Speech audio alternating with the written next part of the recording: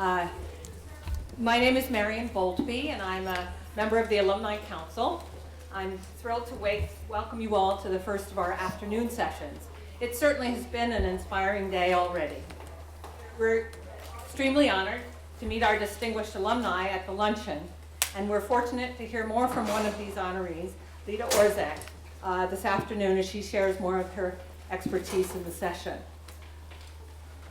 I hope you will all stay with us through the end of the day where you'll learn about cutting-edge research and practice led not only by TC faculty and alumni, but also by our inspiring students. And certainly don't miss the opportunity to meet some of TC's rising stars and perhaps future distinguished alumni during the student research poster session at the networking reception after the final academic session. As you know, we have been speaking throughout the day about the supporting student scholarships as the top priority in the TC Historic campaign. So we hope that you all will join us in getting to our goal and supporting student scholarships. And certainly the TC Fund table in the main hall for those of us who are older, Zankel for the young people, at the TC Fund table. Another major focus of the campaign that aligns with the mission of the Alumni Council is increasing alumni engagement. We invite each of you to get involved. You can learn more about existing opportunities by talking with myself and my colleagues. We are all wearing yellow name tags that say Alumni Council.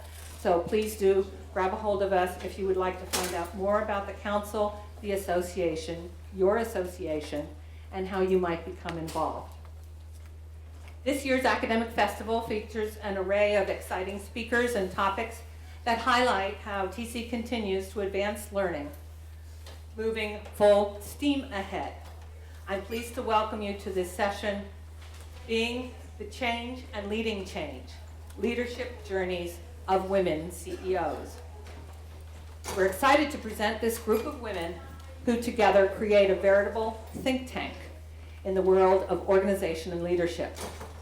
It is sure to be a rich, thought-provoking discussion from women who have themselves been on this journey.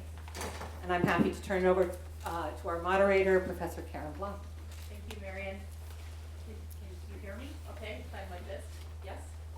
So I want to welcome you. It's so exciting to see students who I haven't seen for how many years? 22. And yet we still recognize each other when we look in each other's eyes, although maybe not anywhere else, right? But it's great to see you. Current students are here as well, which is wonderful, and it's really a room where I feel the spirit of TC, and importantly, the spirit of psychology and social psychology and organizational psychology at TC. Thank you, Adam, for starting that in the Alumni Council. So it's really exciting to be here, and I promised the panelists that what you'd get today would be a conversation.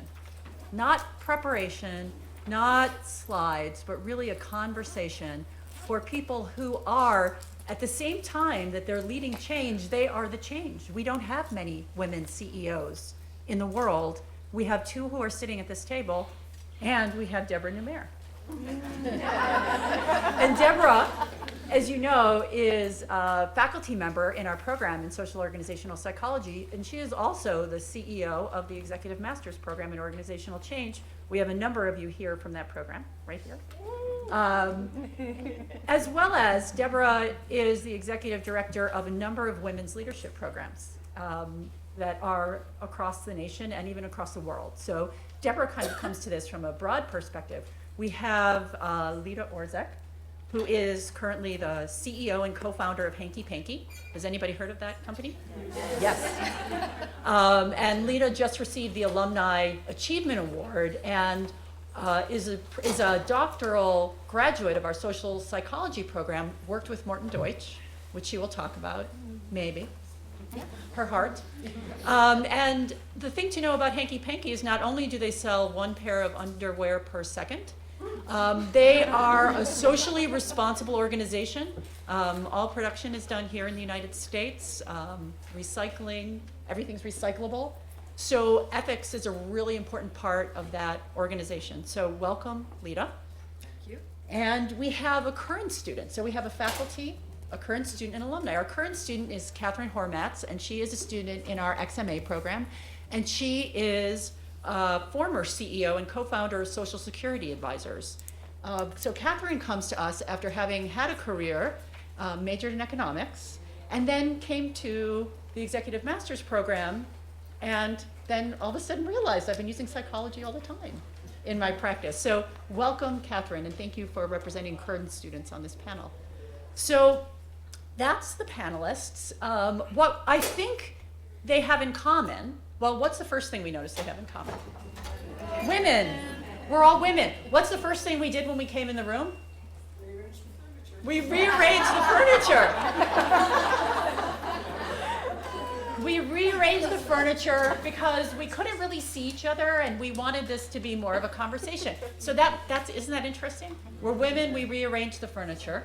We're in leadership positions and we then represent the change that we're trying to bring about. So really interesting. All trained as psychologists. What does that mean? Well, Lida graduated in '72. Caryn, all things going well, will graduate in 2016. So coming through the program at different times, Lida primarily social psychology, Caryn organization change. But how many people know who Kurt Lewin is in this room? How many people would in fact trace their roots back to that? What does Warner tell us? We have to get behavior as a function of the person and environment tattooed on our arms. We don't do it, but we all trace back to these Lewinian roots. And what that means is we're all thinking about environments and social systems, as well as just people and that side of leadership. So I was really excited about this panel because I really wanted to hear from these women about, their leadership journeys and how their training in psychology, maybe it didn't make a difference at all. Maybe it's just me after being here for 30 years, hoping it did. So that's what I want to talk to them about. So welcome to our panelists. Thank you.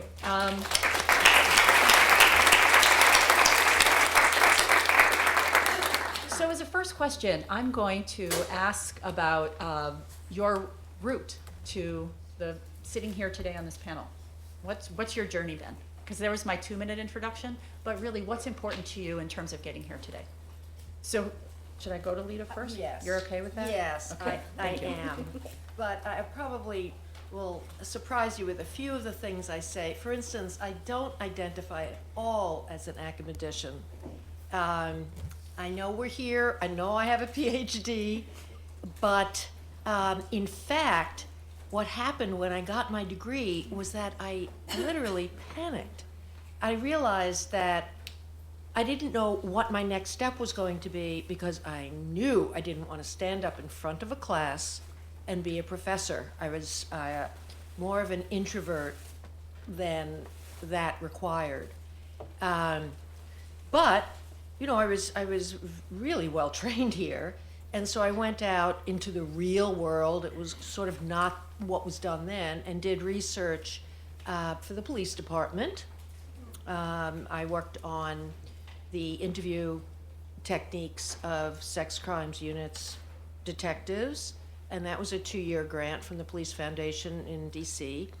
And then I worked at Health and Hospitals Corporation and led up the New York arm. It was big city studies of the way in which emergency medical services were delivered. It was a critical study of that, a federal grant for that. And it was after, when that grant was coming to an end, that a very close friend of mine who I had met through my best friend at Barnard, I had been on the Columbia campus for a long time at that point, because I graduated from Barnard in '68. My very good friend, who I knew for 10 years at that point, and was a designer here in New York, gave me a birthday gift. And it was, it was underwear. But more specifically, it was a little bra and bikini set that she had made from hand-embroidered cotton handkerchiefs that she had cut up and redesigned. And it was the handkerchiefs that gave us the company name of Hanky Panky. And that was 1977. So, here I was at that point, co-founder and, pretty much 2 employees, Gail and myself. And so I was leading a company. Believe me, I was a very reluctant leader. And it has been 38 years as I've learned how to lead better, called upon other resources, because to me that's the secret of good leadership, and become more comfortable as a leader. But it absolutely has been a long journey, and I'm sure I'll have other things to say as we continue the conversation. That's my story. Thank you. Anytime I'm asked to speak on a panel about women leadership, women executives, I always start by thanking the men. I love men, so let's hear it for the men. I am married to one, I'm the sister of one. I would not be here without the many male mentors that have held me and guided me and supported me. So thank you. I came about starting my company in sort of a circuitous way. My expertise has always been in the intersection of public policy and economics and finance. And I had had a number of jobs in Wall Street, sort of climbed the ranks. And as Debra talks about a lot, there's this notion that you have to check your feelings at the door. And anyone who has studied the Briggs-Myers, I'm an INFP, which is basically, wear the heart on your sleeve, like crying at the drop of a hat. And there was really no space for me in an ESTJ-driven Wall Street culture, which is really actually unfortunate, because when you look at the subject areas and the lives that people on Wall Street touch, it's everybody, not just business people. It's artists and teachers and musicians and wives and everybody. So I had loved what I was doing. I'd worked at Citibank and JP Morgan, the Brookings Institution, the Federal Reserve Bank of New York, and I was also a state auditor in Texas, and just found that I never culturally really fit in. So when you don't fit in, you stand out and you kind of do your own thing. So I put up my shingle, and I was really glad to start a company that's basically TurboTax for Social Security. We help Americans navigate the massive bureaucracy around claiming your Social Security benefits and planning for retirement. And we started the company self-financed, and it was quite a struggle in the beginning, but grew it, and now are successful and fully operational and helping lots of Americans get what they've earned. So I'm here, I think, 2 different streams. One is I started out in counseling psychology, and when I was in counseling psychology, my work was around women and race, and I really started the Counseling Women course there, and I was quite passionate about it, even though my male colleagues were not so happy about it. They used to say that they were going to leave on the night that I taught the women's class.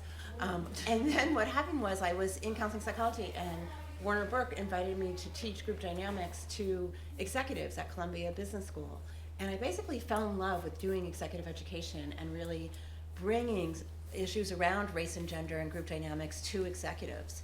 And so when I had the opportunity to leave counseling and come to organizational psychology, I did. And what happened was I then met women at the Simmons School of Management in Boston, and they invited me to do women's executive education. And they said that it was really different because it was only women in the room, and that the conversation would be different. And it was such a strikingly different experience. When I worked with all men doing executive education, the model was literally bang in, deliver, and bang out. Wow. And when I joined this group of women doing women's executive education, it was absolutely about being a team, having each other's back. If you make a mistake, and you screw up, like, it's about getting feedback and doing it better next time. I mean, it was a completely different experience, and I really learned doing those programs about how to build a container for learning and about the importance of building a container for learning. And so when I had the opportunity to then transform our certificate program into the executive master's program, I felt like I really brought everything that I had learned from doing executive education both ways, to the XMA program. So I think I sit here in both a role of doing women's leadership development in the world and doing the XMA program here. Quite the panel, isn't it? So the next question is, how has your time at TC informed your work? And we don't have to always start with Lida. We can go whoever has the energy. But how has it changed the way you're a leader? Or what are some of the lessons? If it's social justice, systems thinking, being a psychologist, but any of the things that we, that we are about here. How has it influenced you as a leader? Well, I'm no longer a CEO, if that helps. I retired at the end of the summer after 10 years, and TC, through the program that Debra founded and leads, really changed my life, because I found in the workplace I was so interested in intra and inter-psychic dynamics that I was spending more of my time thinking about that than actually the end of the day running the business and P&L and all those sort of nitty-gritty things that you have to do as a CEO. So I stepped down, I'm on the board, but I'm making a career transition now into psychology and organizational development. That's interesting, right? You know, more of what I think I used at Hanky Panky over the years were research skills and metrics, and yeah, you do bring all the other thoughts and learnings about groups and behavioral interaction and individuals and all that, but I was never really aware of how I was doing that.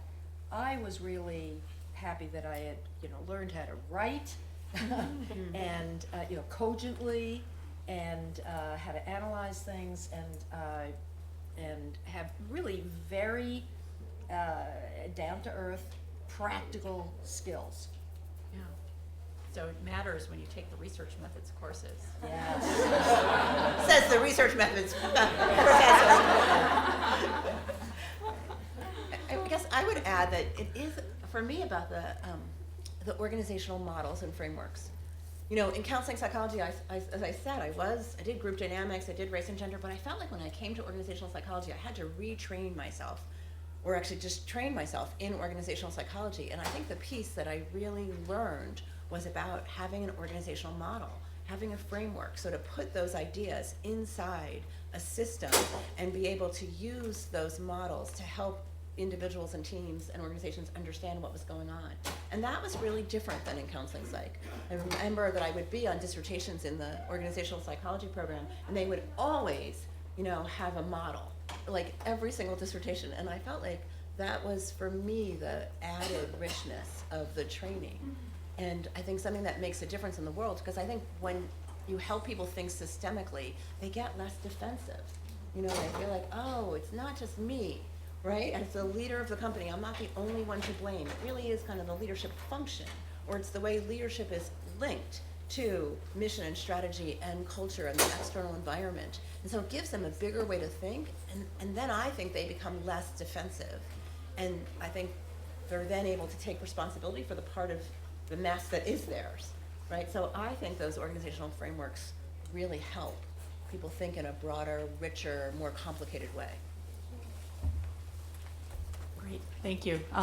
So next question is thinking about environments. I'm picking up on what Catherine said about working in an environment where it really didn't feel like a great fit. And so as leaders who've been in the top of the organization, what makes for a good fit, and how have you influenced the culture? Do you think you've influenced the culture of the organizations that you lead in particular ways? Well, as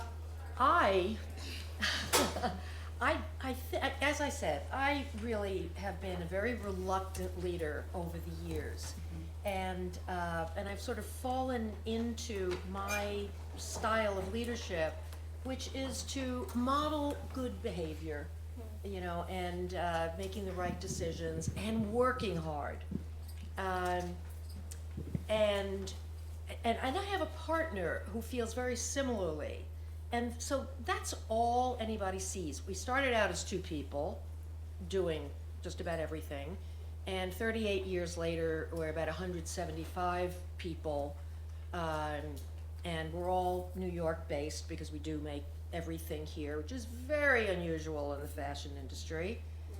We've been absolutely bucking, the trend of going offshore to save money and mainly to save money. I mean, that's why people do it. But I'm digressing a bit here, but I may as well share this message too. Sort of important. We definitely feel there are loads of advantages for keeping production in this country, and not just helping our economy, our own local community. We are employing so many people, but we can also withhold very high standards of quality. Not to mention, we know that everybody involved in our production is working in a safe and secure environment and all of that. But what was the question? What was I not answering? It was about creating a culture as a CEO. Right. Yeah, but you were answering. Right. Yes. Well, yes, that is part of our DNA. That's so important.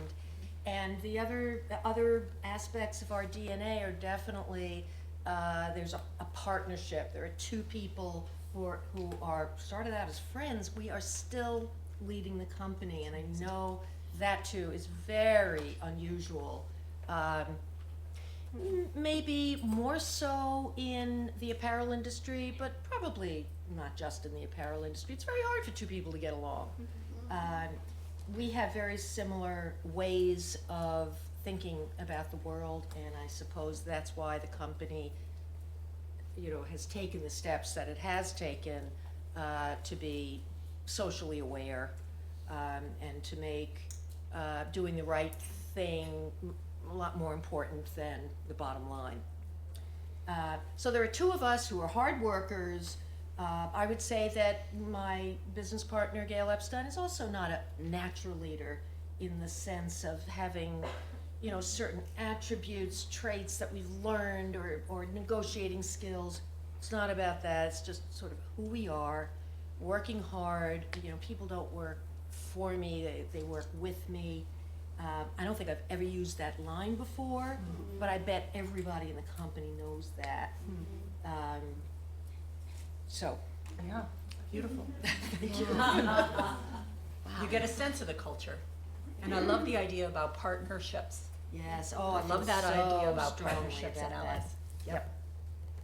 I love what you said, Lida, about just your personality shining through what you just described. Because one of the things I learned here in the program at Teachers College is I think there's a tendency to seek a model for a leader, like a soup, what kind of broth and what kind of vegetables, and let's cook up a leader. And the thing I've learned in this program is there actually is no recipe. The answer is really self-knowing. And through this program, in discovering that I'm an INFP and the way that shows up in the world, my strength happens to be in covert processes and focusing on inputs of leadership rather than outcomes. So a lot of CEOs in Wall Street are very focused on the bottom line and numbers, performance, productivity. And I think those are just outputs that happen as a result of, for example, having a culture of learning, having psychological safety in the workplace, creating abilities for people to communicate across divisions and departments. So I focus on those things, and that has led to an output that's been both profitable and desirable and serves our customers well. So it's a different style, but knowing myself and my preferences has really helped with that. Self-awareness, yes. Do we think, though, that these are styles that really encompass feminine attributes Good as question. opposed to masculine attributes, which is so traditional in the business community? Just asking. Well, yeah, and how, I want to turn that back into a question, which is, if since you both talked about the business community as being so different than that, how have you managed that? How have you worked across that boundary? Yeah. Well, I'll give a piece of scientific data because in my earlier life I used to do neuroscience research. There are definite biological differences between men and women, and one of them is that women have more interconnections between the two halves of our brains, and I think it's what's traditionally made us gatherers and multitaskers and the ability to do a lot of different things at once. And women have also traditionally held more socio-emotional roles, and I realize what I'm saying is controversial, but there is scientific evidence around the first thing I said. So I do actually think there is a difference, and if we use our biology and our experience in the world together, that can make us stronger leaders. And that, yes, so there's a neuroscientific substrate, and I'm also remembering the Athena Doctrine. Is anybody familiar with that? It's something that was developed by these marketing people. Can't remember, there are two men who did a survey of tens of thousands of people cross-culturally, cross ages, and asked people what traits they would specify as feminine, what traits they would specify as masculine, and then asked about the best leaders, or what the world needs to get from here to there and improve things. And 2/3 of the surveyors chose feminine traits, which is to me really sort of mind-boggling. It was a huge survey, and that's called the Athena Doctrine. If anybody wants to Google it, get the real facts. So it's interesting because when you put together a panel, you do not know who your panelists will be, and you don't know what their responses are. But how is this for a summary that the things that make us sometimes feel like we don't fit, and the relational way that and this is true. I'm looking at many relational men I know who are in the room, who this applies to you too. But looking at that relational strength, that sounds like that's the key, and that's been part of the key to success. And I think that's sorry. Just one Catherine. more thing on that. I don't like to call it gender-based because in yoga we call it Shiva and Shakti energy. We tend to say male and female and ascribe gender to it, but I think that creates stereotype threat and all other kinds of problems. I mean, relational or socio-emotional, I think that's a better way to talk about it.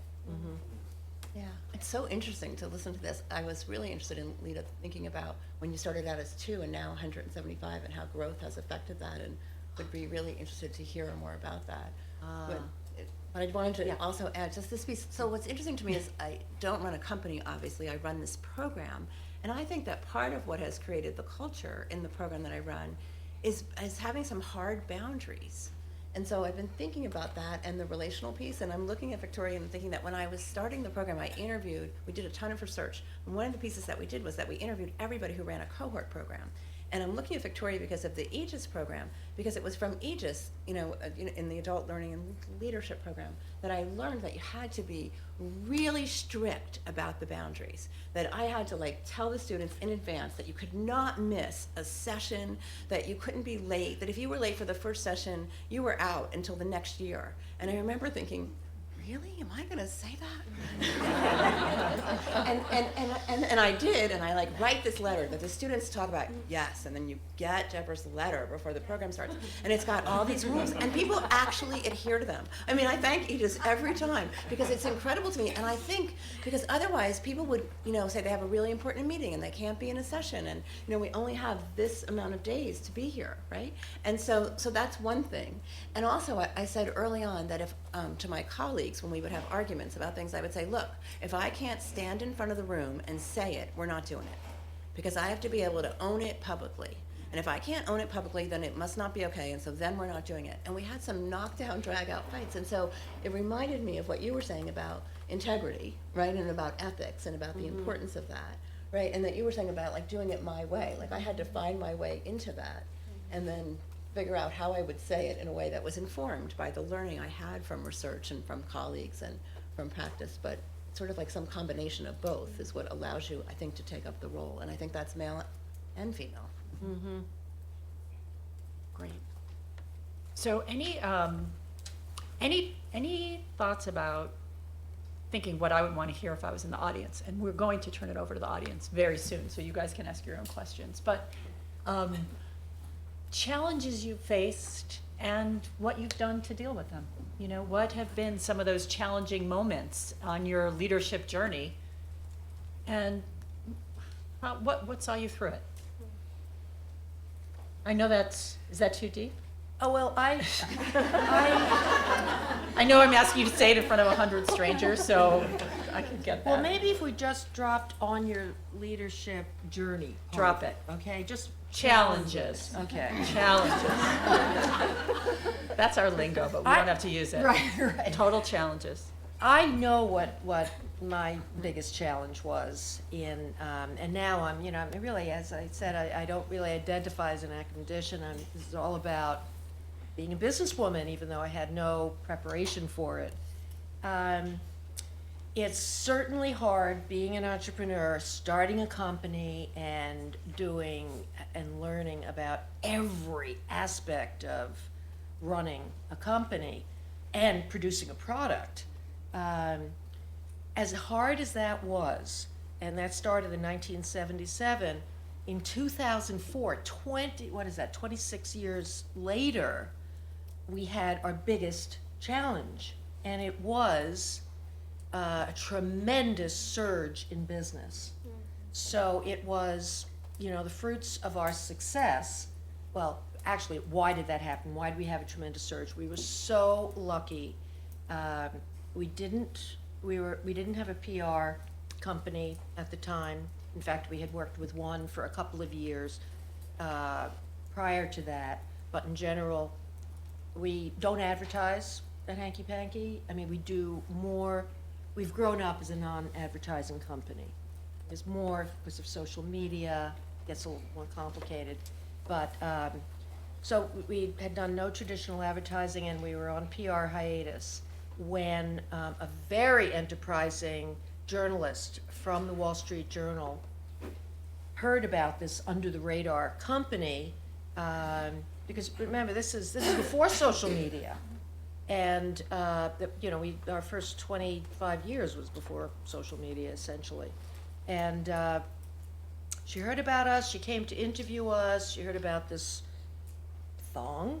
This comfortable thong, an oxymoron of all things, and came in to talk to us and research. And when she told us that she hadn't really gotten the go-ahead from her editor, but she would work on him and see. And I kind of shut down and thought, well, that's not going to happen. It's not going to be an article about Hanky Panky in the Wall Street Journal, I don't think. Well, I was wrong, and June 18th, 2004, we were on the front page. Wow. Thank you. Above the fold, kind of in color. It was not a small business article. It was, I had no idea. And for the first time in 26 years, Gail and I, who always vacationed separately and at different times of the year, were away at the same time. She didn't even have a cell phone back then, in 2004. Yes, I had a cell phone, but we had no e-commerce website. We had a website for informational purposes. It was sort of a, lifestyle, kind of very nice looking, but couldn't order anything from it. And our web guru was off somewhere also fishing and not available. All true. I was in California at the time, and I did have my computer with me. That was also a bit of an advance for me. It was the first time I was traveling with a laptop. And I went online before even getting dressed and going down and seeing if the paper was available, and I was getting email after email. I used to get maybe one email a day back then, and hundreds were coming in from people, some of them berating us for not having an e-commerce website. How are we supposed to find your things? Like it was my fault.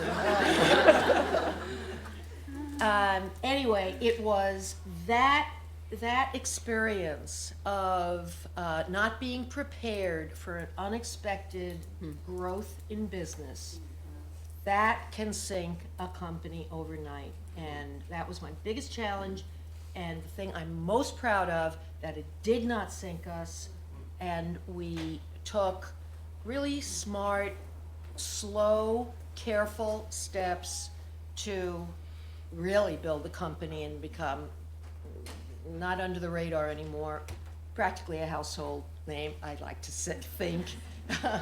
But it does seem to be true, because I do hear that from lots of people. And there is a website, and you can order them Oh, online. yeah, I know. Hankypacky.com, yes. That's great.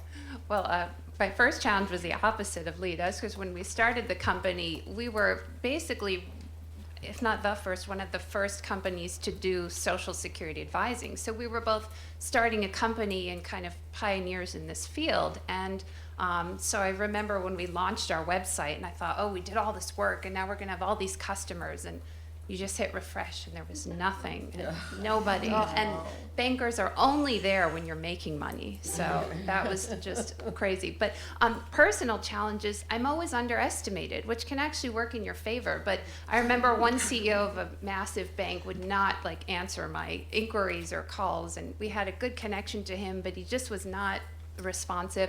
So one day I was able to get a meeting, and I walked into his office, and my maiden name is this long googly gobbly Persian name. So I went in and I'm like, hi, this is who I am. And he looked at me like up and down. He's like, whoa, I thought you were an old Indian man. And I like, that should matter, you know? But I mean, it's like, people want what they're familiar and comfortable with, I guess. And so I'm constantly underestimated, but I guess it gives you a chance to prove yourself through merit. So. Well, I would say through your credibility, right?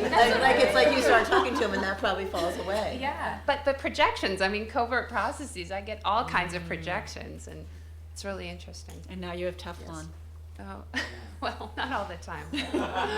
Sorry, it's the language of group dynamics. Whether you have Teflon for the projection or Velcro. This is where the Debra group relations Noumair. conference occurs, by the way. So. And also, it's interesting, because then when you get those kind of projections, or when you are underestimated, then the lesson is that that's about the person, not about you. Right. Right? And that's something that, I mean, I find, even though I'm a moderator, I'm not supposed to talk about myself, but I find that it really helps when I have attribution theory in mind.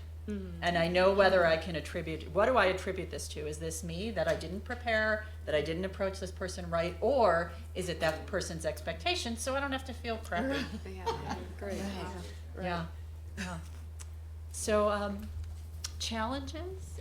Debra can answer this. It's hard to answer for Debra to answer about challenges being a leader of a program in an institution where she sits now. So maybe it might be nice. Can we have a round of applause for that fabulous moderator? But I think that Debra could answer this as somebody who works with senior women leaders, has worked with hundreds of senior women leaders about challenges. Yeah, thank you. I was thinking about that. I do think it's that they often get projections about being the woman leader, and it's all about being a woman rather than them being able to help their organizations work systemically, right? Like I was just doing a program with women leaders, and what they really had trouble with was understanding what they got projections for, right? Like they were all seen as the fixers. They had to fix messes. They had to turn businesses around. They were given all the problems. And they just saw it as who they were and what they had to do in order to be valued in the organization. They couldn't imagine trying to get more head count, or delegate more, or get themselves out of the doer role to become the strategic thinker. They felt like they had to be the one to do it and to fix it and to get it done. And I kept trying to suggest this idea of projection, and that they could actually take a different role. And they just saw it as totally syntonic with who they are. And so I think helping them really get above the fray and be the strategic thinker and see themselves as the leader, as the head of the company, as the one. I think that that's a really hard role for them, for women sometimes, to take up, and to feel like they can give up some of the socialization around being the one that fixes it and gets it done. Great. I just want to add something. When I was thinking about leadership because of this panel coming up. I read that, and you'll probably know if this is really true or not, but I read that that women are more often chosen to lead organizations in times of turmoil. Yes, it's women called the and glass- minorities. Yeah, it's called the glass cliff, and there's research on it that when companies are in trouble, that's when they ask women to lead them. I asked that question in the room when I was doing this program, and all their hands go up, and then yeah. Wow, right? Is that very severe or, yeah? It's not just her research. I can send the reference, but Is it's, she an it's example? called the glass cliff. She's an Yeah. example. Yeah. Absolutely. Yeah. Yeah. Great. Panic what she's done. Yes. Yes. Absolutely. And that's what happens. And it's as if it wasn't a mess, right? It's as if it's about her individual Yes. competence, Yeah. rather than this was a really messy, complicated, chaotic situation, and probably no one would be able to turn it around. But it becomes about the woman. Well, she's very good looking, and she's an engineer, and she does her stuff. Right. Or about political situations, right? Current Yes, president. yes, precisely. Right? She's in the hot seat. Yeah. Is this a good moment to open it up to questions from the audience? I just had a quick one. Sure. It's been an invigorating discussion, so thank you for making time for this panel. It's I think more for Ms. Orzeck regarding, I think you briefly touched upon bringing who you are to your culture of leading. But I was wondering if as you grow through life and you continue on loyally with the same company, vulnerabilities start looking different. So how do you learn to contain, if at all, the vulnerabilities? And how do you then intersect that with your authentic state of being? Because you're also biologically and socially and emotionally evolving and growing. So how do you intersect those identities with remaining authentic and remaining true to your values when you're leading and you're responsible for a large set of people and lives and their harmonies? No, it's a good question. I rely on wonderful others now. I really do.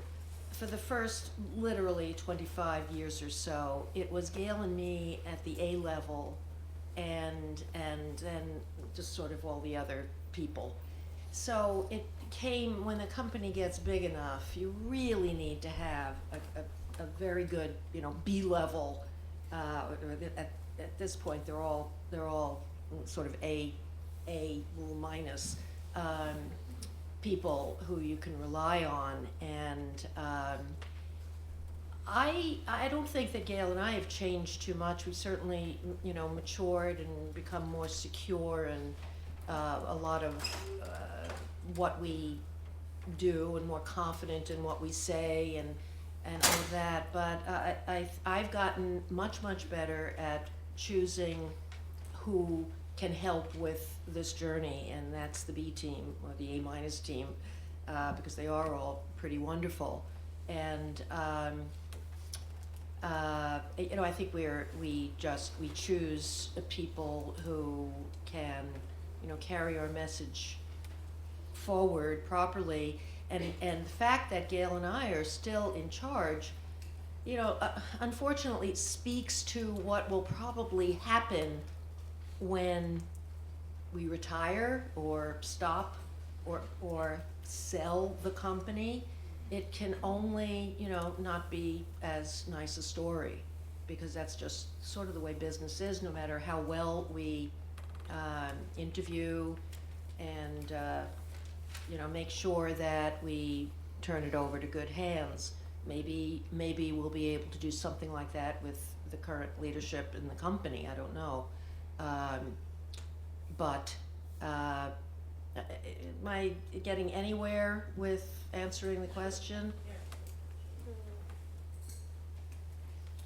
My question is, have you ever been in a situation where being a woman CEO was definitely affecting the way maybe the male was dealing with you do to overcome that challenge? Could you repeat the question? I can repeat it because I have the microphone. And the question is, have you been in the situation where you've had to deal with a male colleague who maybe wasn't taking your authority? Is that it? Yeah. And so I guess that would be for any of our panelists to answer. How they've dealt with it, maybe even ways that have gone well and ways that haven't gone well. What's worked, what hasn't. Yeah, well, I mean, that's kind of the story of my life, starting sadly with my family of origin. My father's from the Middle East, and that culture definitely prizes the male more than the female. And I think, if you can't beat them, eat them, outsmart them. And so I've always learned it's a defensive posture, but be over-prepared, be over-ready, know your stuff forwards and backwards, and, just win on the merits. Yeah. Thank you for the humor and the insight that you brought to this panel. My question is a very small one, but how would you and your model of leadership inform intergenerational race and gender, being that each of you are of some form of white ethnic? How would you, what would your agenda plan be for someone who looked like me? There's been a lot of research, I'm talking into the microphone, but that has been done. It's that it is different because for white women, we are thought of as being relational and very nice and not necessarily very dominant, which is very different than stereotypes for women of color. And some of our students are really looking at women leaders, women of color, to see what's different. And the research that we're looking at ask the question, is it okay, do women of color have to be as nice as white women? And when is it okay, when isn't it? So for white women, and our colleague Sarah Brazaitis does some research about white women, we have to be warm, we have to be nice, we have to kind of not rock the boat. Women of color can get away with more, but also then the double jeopardy of having overcome racial and gender stereotypes at the same time. So I don't think that the same advice for white women would necessarily be the advice for women of color. Do you? Does intelligence enter in that? I don't think so. Okay. No, I mean, really it's about, Being nice. well, for white women, I think we get that message. Not that I want to speak for all white women. But it is about being nice, and I mean, we have many women of color in this room who could speak to whether or not that advice about being nice is advice that would work in the same way. Do you think it would? Do you think it would work in that way? Working way of being nice? Yeah, as a strategy of kind of, we all have to be over-prepared, for sure. And I think as a woman of color, you have to be even more over-prepared because of the racial stereotypes. So it's the over-preparation makes it more difficult. The expectation is different for women of color and women of Yeah. not as much color. Yeah. Right. And sadly, there's no getting around that because, you present, this is who you are, you That's can't right. exactly race that. So the expectation is very different. Yep. And it's more, not necessarily being nice, but that mentality of staying in your lane. I'm sorry to say, it's still very present. Mm-hmm. Staying in your lane. Yeah. Any other ideas about that? Yeah. I mean, I think your question, by the way I took it personally, was how would I, address someone like you? And I think it's very sad. Roger Ferguson, who's the CEO of TIAA-CREF, is a good friend of mine, and he's African American, and he will go to an event, for Janet Yellen, for example, and they'll think that he's the coat doorman. And this happens all the time. There's a book, Whistling Vivaldi, that talks about how a man of color has to whistle Vivaldi when he goes to the ATM so people don't think he's a robber. And it's really sad. So my answer personally, it's such a systemic thing, right? There's an institution around this, which is really sad in our history. But the first person I hired in my company was a woman of color. I mentor at a school in Harlem for young women leaders of color. And I think it's just be the change you want to see in the world. That's the answer. If each one of us did our part, I think it would help bring down the institution. Right, and I would just make sure it was in the dialogue in terms of how we talked about leadership succession, to make sure that race and gender and social identity was part of what we wrestled with and was explicit and could be talked about and wrestled with. And So to make sure that it's in this.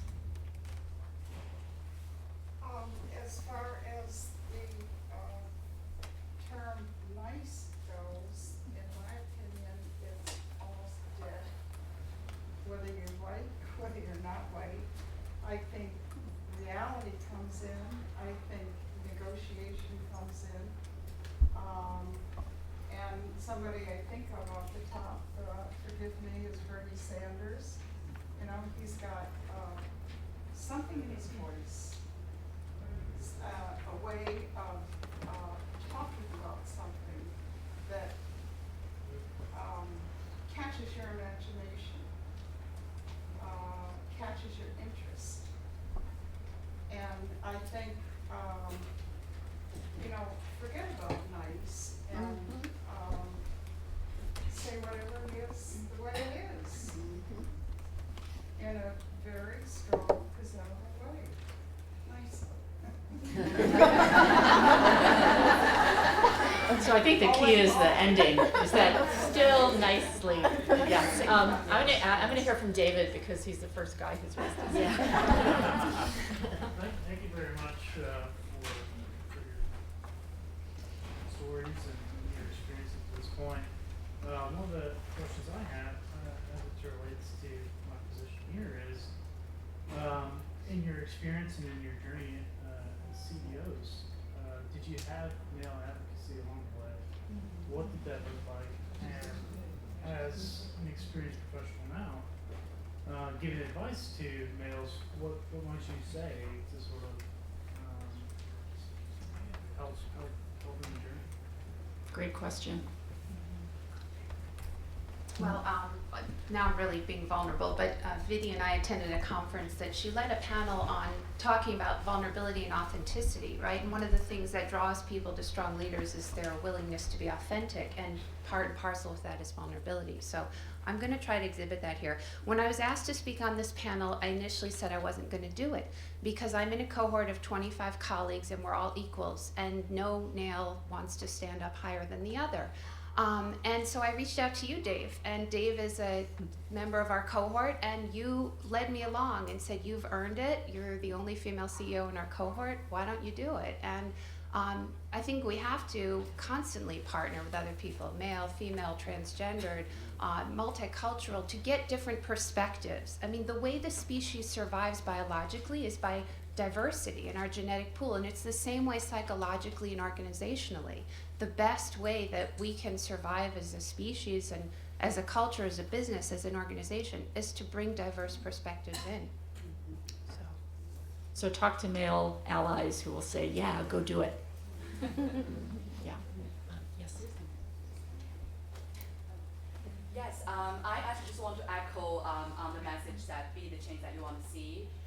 Being TC alum, 3 degrees here from economics education program, and being a foreigner, once a Chinese student from China, and then in economics, but I started 2 companies in education technology, and before I wanted to do that, and people said, you know, you should be a researcher, don't go there. I said, but you know, I like to build things when I was young, so I'll do robotics because I think I can do it. So I went on, and then the company's doing very well. I was actually, the good news is that just last week, I just got recognized into the Young Global Leaders class for this year as 16 Americans entrepreneurs. So I do think that's a recognition on actually the very concept that you just do things that you're truly passionate about. And for me, I never really have to think or remind myself that, hey, you know, I'm a foreigner. How can I start a company in America? Or, hey, you know, I'm a girl. How can I start a company in Silicon Valley in tech? Or, hey, I studied economics through all my career. How could I do robotics? But you know what? I did all that by using the skill sets that I through my training and analytic skills, asking good questions, gather information fast, and also, as all the wonderful panelists said, present yourself very authentically when you are talking to people. Because for me, at least in the world of tech startups, the only way to build a world, the best company in a certain space is really to be able to attract the best talents. And at least for me, I think I'm doing it quite successfully by being able to attract best talents from all the top companies, Apple, Tesla, Google, or Columbia, Stanford, SAMU, and talents, acquisition, or being able to work with best talents, I think is a great trait that women, the gender, might have, but sometimes just jump out of this gender constraint will bring in really unlimited possibilities. I just want to share this. Congratulations. You asked something that I haven't thought about for, I guess, ever, but it stimulated, and perhaps some other people, because we all have the commonality of having degrees from here. And you asked, how has TC influenced us or whatever, and it reminded me of two things, which may be helpful to some people. I saw this place as a system, as an organization. And so even though I'm a clinical psychologist, when I got out of here, I'm doing a lot of other things, transformed a few times, but the point is that I looked at my dissertation committee as a bunch of people, and that I wanted people who were expert in the area I was doing, but I wanted people who wouldn't kill each other, who could work together, because I had a particular mentor that was, sort of selected by the place that nobody could get along with. So instead, I made a list of people that were good in my topic, and I chose a person that I wanted to be the chair, and I asked her, and she said yes, and then I gave her a list of half a dozen names of other people who are in the area, and I said, could you rank order this list for me as to which people I should ask first? And so I got a committee who at least wouldn't kill each other. And the other thing that I learned here was never throw anything away. It doesn't mean these days you have to, be like the Collier brothers with a bunch of hoarding papers, because today you can put everything on the computer easily. But, I saw the dissertation process as like pledging for a sorority, and where, there were certain things that were going to make you to do, and you were going to have like probably 3 iterations of your dissertation before it went to final oral acceptance and final challenge. And so what I did with that is, I saved all the papers they had written on after I came from, like an oral exam with them. And then, of course, they changed those things to something else. So when we came back to the third one, and they said, do this, I said, you already turned this down in the first thing, and showed them in their handwriting. And of course, they said, we know that, we changed our minds. Save everything you can on the computer now, and you won't have the problem that Nancy Schlossberg said about losing data either. Save everything, but not as papers, just on your computer. I hate to say that dissertation advisors still do that. Sorry, I'd just like to offer like a little counter argument to, you guys are talking about how it's harder to be a white woman because you sort of are expected to be nice. And I would like to add, because I think that was a really great discussion, and I see a lot of like women of color like me around here, which makes me glad as an accepted student that there's people like me in this community. I would like to mention the term white fragility. Oh, hi. A woman of color. But yeah, like I think white fragility has like sort of this sort of I don't know, it's something that I've always had to fight against, like, oh, it's harder for women of color because they have to be nice. Well, you know what, it's harder to be an Asian American woman who has to deal with race and gender. I saw you at the restaurant. Yeah, so I mean, I think honestly I would offer a counter argument to that, and I would say it's not harder to be a white woman, it's harder to be a woman of color. I would agree, and if I made it seem that I was saying that it was harder to be a white woman, I didn't mean that at all. I love white women. I just know, but honestly, I do too. But I don't think if that's how it came I up, didn't take that not off. at I just wanted all. to I think clarify. different stereotypes for different groups of women and different things that make it hard, but definitely not that it's harder. Thank you. Right, and it's just that I think a group as a whole perspective is really helpful here, because I think different groups get different projections, and I think it's really important to understand what we put into different people. Yeah. And I think that includes the question about men as well, right? And that we really need to understand what different groups hold and how we co-construct it. And by doing that work, I think it allows all of us to rise, and not just one group over another group. Yes. Sorry, we have somebody in the back who's standing up. When did you realize that you did not fit into the culture of the institution that you were a part of, and how did you transition out of that role and decide to go out on your own or do something different? So would that be for Catherine, maybe? Or the Well, I Or kind of, Lida, or was it really for either? Yeah. Was your I question think it's for? for any, take it how you can. I mean, I know people are CEOs and they started their own companies, but if you're a faculty member, when you decided to come to TC to get your education or wherever you went, what was the impetus that made you decide that you didn't fit the culture that you were currently a part of and decide to make a change? Yeah. Well, I actually said it earlier that I felt, I was shy when I was growing up, and I was quite introverted. And when not knowing what I wanted to do when I got my BA from Barnard, I continued in graduate school. That was easier than going out into the world. But then when I got my Ph.D. and I realized that I was really being groomed to be, in ivory tower environment, and that wasn't going to make me comfortable, I had to find an alternative. And that was doing research. I could do that and feel comfortable, not standing up in front of a group like you. Back then, this would have been terrifying. I've grown up a little bit since then. just a quick thing, Caryn and Debra talk a lot about bringing your whole self to work or to your environment, and I love that, because if you can't feel, at least 60, 70, 80% of all of your creativity and your emotional energy and your competencies being supported in your environment, then I think it's time to check out. And in terms of making the transition, finding advocates and mentors and sponsors and people that really believe in you and see that light in you and can take that torch and help it shine somewhere else is really important, building coalitions around you. Mm-hmm. So unfortunately, it's time for us to wrap up because it's 3:30 and somebody has the room at 3:45. But I wanted to thank our panelists for sharing their time, their experiences, and their true stories with us. So thank you so much, and thank you.